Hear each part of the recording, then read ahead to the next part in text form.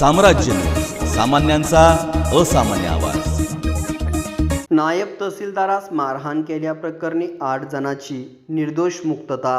तत्कालीन नायब तहसीलदार सुरेश भीमराव गायकवाड, राहणार सेटलमेंट सोलापूर यांना धक्काबुक्की करून सरकारी कामात अडथळा आणल्याप्रकरणी विजयपूर, राज्य कर्नाटक येथील दिलीप रूपसेन मरगूर, दिलीप धोंडप्पा अतनुरे, अनिल दिलीप मरगूर, मनोज परमेश्वर मरगूर, चंद्राम विठोबा अतनुरे, परमेश्वर बसवराज धुळे, शरणबसप्पा चंद्राम अतनुरे, अनिल चंद्राम धुळे यांच्यावर भरलेल्या खटल्याची सुनावणी जिल्हा व सत्र न्यायाधीश आयन शेख यांच्यासमोर होऊन त्यांनी गुन्हा साबित न झाल्याने सर्व आरोपींची निर्दोष मुक्तता केली।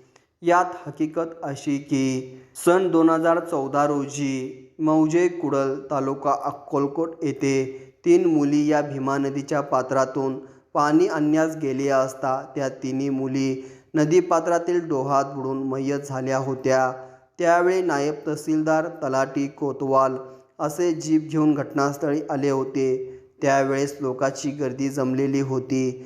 त्यावेळी लोकांनी सरकारी मदत लगेच द्या असे म्हणून आरडाओरडा करून नायब तहसीलदार यांना धक्काबुक्की करून त्याची गाडी पलटी करून गाडी पेटवून दिली, तसेच तेथे असलेल्या पोकलेनवर दगडफेक केली, अशा आशयाची फिर्याद नायब तहसीलदार सुरेश भीमराव गायकवाड यांनी अक्कलकोट दक्षिण पोलीस ठाण्यात दिली होती। त्यावरून पोलिसांनी तपास करून आरोपीविरुद्ध दोषारोपपत्र दाखल केले होते। या खटल्यात सरकारतर्फे नेत्र साक्षीदारासह 7 साक्षीदार तपासण्यात आले होते। खटल्याच्या सुनावणीच्या वेळेस आरोपीचे वकील ॲडव्होकेट मिलिंद थोबडे यांनी आपल्या या युक्तिवादात घटनास्थळावरून कोणतीही वस्तू जप्त झाल्याचा पुरावा तसेच मयत 3 मुलीचे मरणोत्तर पंचनामा अथवा शवविच्छेदनाचा कोणताही पुरावा सरकार पक्षाने न्यायालयासमोर आणला नसल्याने घटनेबाबत साशंकता निर्माण होत असल्याने आरोपींनी घटना केली असे म्हणता येणार नाही, असा युक्तिवाद मांडला।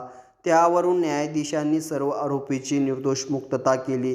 यात आरोपीतर्फे ॲडव्होकेट मिलिंद थोबडे, ॲडव्होकेट दत्ता गुंड, ॲडव्होकेट निशांत लोंढे, ॲडव्होकेट संतोष आवळे, ॲडव्होकेट अमित सावळगी यांनी तर सरकारतर्फे ॲडव्होकेट गंगाधर रामपुरे यांनी काम पाहिले।